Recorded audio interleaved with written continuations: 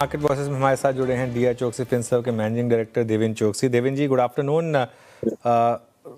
सबसे पहले तो ये जानना चाहूँगा कि क्या मार्केट में आज जो रिकवरी आई है सर्जियो गौर की स्टेटमेंट के बाद, उसे कितना पॉजिटिवली लिया जाए? क्या ये जस्ट एक डेड कैट बाउंस है, शॉर्ट कवरिंग है, या वाकई में मार्केट उस स्टेटमेंट से वापस एक सेकेंड लीज ऑफ लाइफ मिली है मार्केट को? अनुज, गुड आफ्टरनून। मैं ऐसा मानता हूँ कि आई थिंक मायने यही हिसाब से रखता है कि अगर ये डील साइन हो जाता है तो सबसे पहले मार्केट के अंदर जो रिजल्टेंट फैक्टर जो हुए हैं उनका यहाँ पे एक कंट्रोल होना शुरू हो सकता है। And one point I think which is very obvious and clear कि हमारी जो करेंसी जो हिसाब से घटी है वो हिसाब से आई थिंक एक नेगेटिव फील डेफिनेटली आ रहा है कि I think we are going to have relatively amount higher amount of challenges on that front.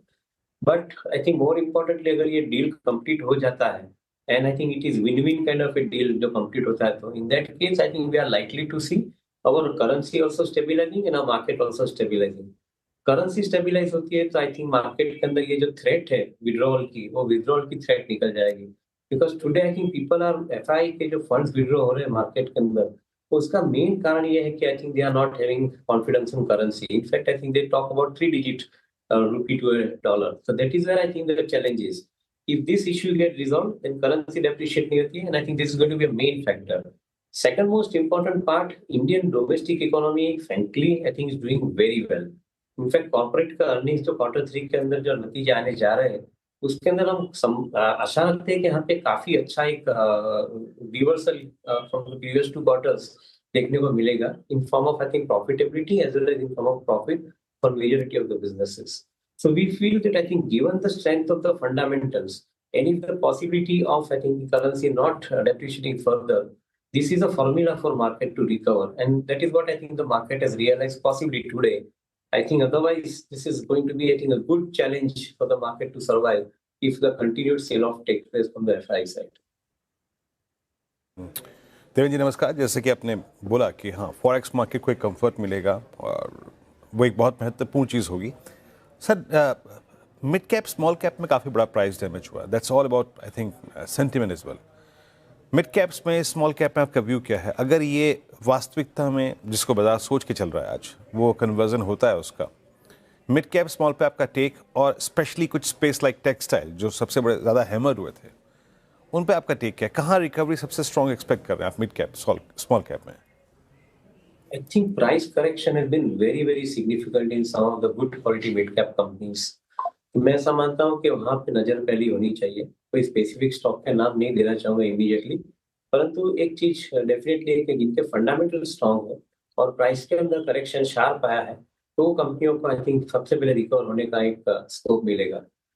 The major challenge for the mid cap and small cap is कि जो IPO के माध्यम से including institution investor जिन्होंने funds market के अंदर invest किए हैं, those funds are basically having a significantly lower amount of NAV challenge right now।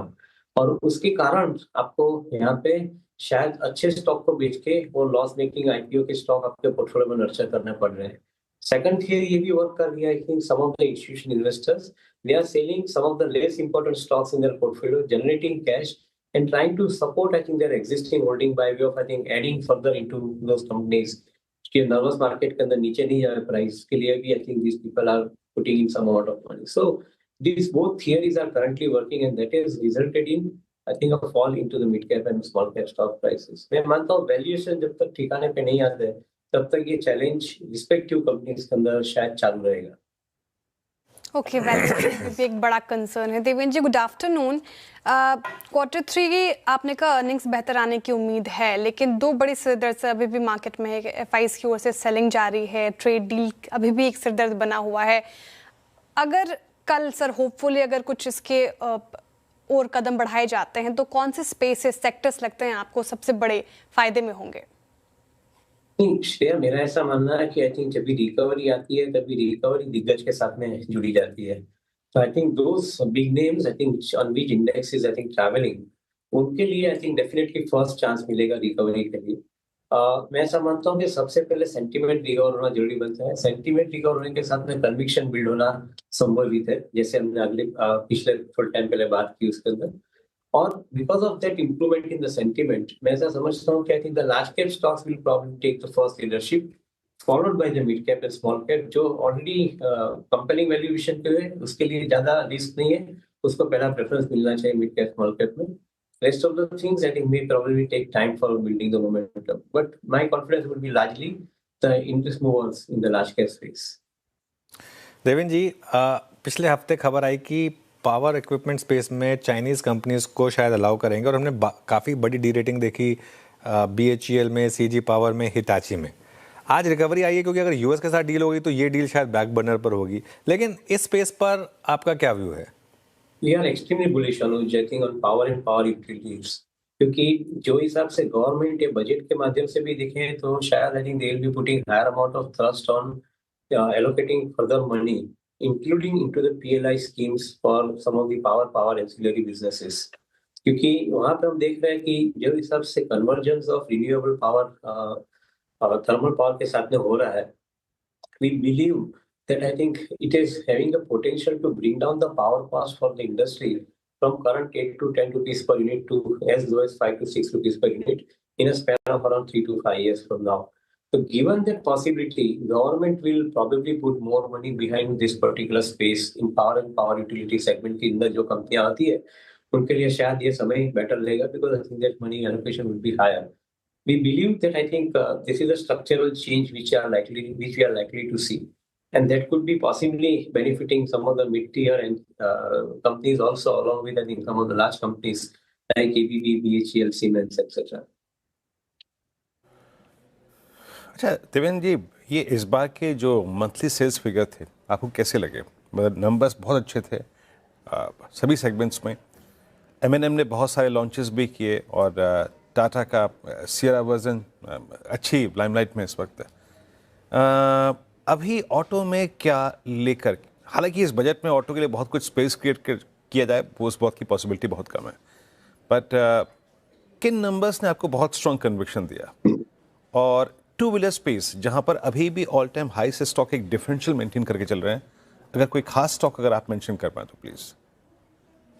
So commercial vehicle, tractors and farm equipments उसके अंदर मेरे ख्याल से आई थिंक सबसे एक अच्छी ग्रोथ देखने को मिली है. यहाँ पे एक चीज उभर के आती है कि गवर्नमेंट एक तरफ I think allocation of fund बढ़ाती है because of I think building the logistic management system under the Gati Shakti projects. मैं ऐसा समझता हूँ कि I think this is going to be a good move for most of the commercial vehicle companies particularly. तो auto के अंदर commercial vehicle would be remaining my preference for good. Second thing I think जो electric vehicle के माध्यम से जो कंपनियां जुड़ी है, फिर बजाज ऑटो का चेतक हो या महिंद्रा एंड महिंद्रा के बॉन इलेक्ट्रिक व्हीकल्स हो, I think those kind of companies have relatively higher amount of consumption wallet जो है उसके अंदर से उनको ज्यादा शेयर मिल सकता है. बिकॉज मैं ऐसा समझता हूँ कि I think with the new buyer is definitely wanting to have a choice on the electric vehicle, be it in two wheeler space और be it in four wheeler space. And in this case both these companies in their respective cases I think are very well positioned in my viewpoint. Okay, ये view हो गया sir आपका auto space को लेकर. लेकिन देवेंद्र जी, हम बस 14 trading session दूर हैं बजट से, और ऐसे में बजट से आपकी क्या एक्सपेक्टेशंस हैं, साथ ही उसको मद्देनजर आप कौन से स्टॉक्स या स्पेसेस पर अभी बुलिश नजर आ रहे हैं? इनफैक्ट गवर्नमेंट का सबसे ज्यादा ये टाइम फोकस ये होना चाहिए कि जो free trade agreement and bilateral trade agreement जो होने जा रहे हैं अमेरिका साथ में और आई थिंक दूसरे यूरोपियन नेशन के साथ में फ्री ट्रेड एग्रीमेंट जो हो रहे हैं, उसके अंदर गवर्नमेंट का जो मेन थ्रस्ट होना चाहिए वो आई थिंक कैसे एक्सपोर्ट रिलेटेड एक्टिविटी को ज्यादा से ज्यादा स्मूथ कर पाए. So maybe I think they are likely to follow certain process. मेरा ऐसा मानना है कि I think they may probably give importance to ONDC platform कि जहाँ पे आई थिंक आपको online network of digital commerce के माध्यम से B2B ई कॉमर्स का एक प्लेटफॉर्म आपको मिला है. तो शायद I think that can probably give them mileage even to go to the global markets. They may also be putting significantly high amount of thrust on Indian companies trading in rupee currency value as against I think the dollar. क्योंकि 5 country के साथ में already ये process चालू हो चुका है and digital rupee is a reality now. So शायद इसके ऊपर भी ज्यादा थ्रस्ट आ सकता है. अदरवाइज जो मैंने बताया उस हिसाब से लॉजिस्टिक के ऊपर और रिन्यूएबल पावर सेगमेंट के अंदर जो थ्रस्ट आना है because of I think the resultant benefit that it will bring to the economy, उसके लिए गवर्नमेंट की प्रपोजल PLI स्कीम के माध्यम से आ सकती है. So that is I think our expectation, at least in the immediate term we are seeing this possibility. फिर देवेंद्र जी बहुत बहुत शुक्रिया, आप इस कार्यक्रम में शामिल हुए, सभी सेक्टर्स पे बात किया, आपने अपने अपने व्यू शेयर किया, बहुत बहुत शुक्रिया. और निकट भविष्य में क्लोजर टू बजट डेफिनेटली आपसे बातचीत होगी, आपके बजट का आंकलन क्या है उससे बातचीत हम करेंगे. बहुत बहुत शुक्रिया सर. एक बार निफ्टी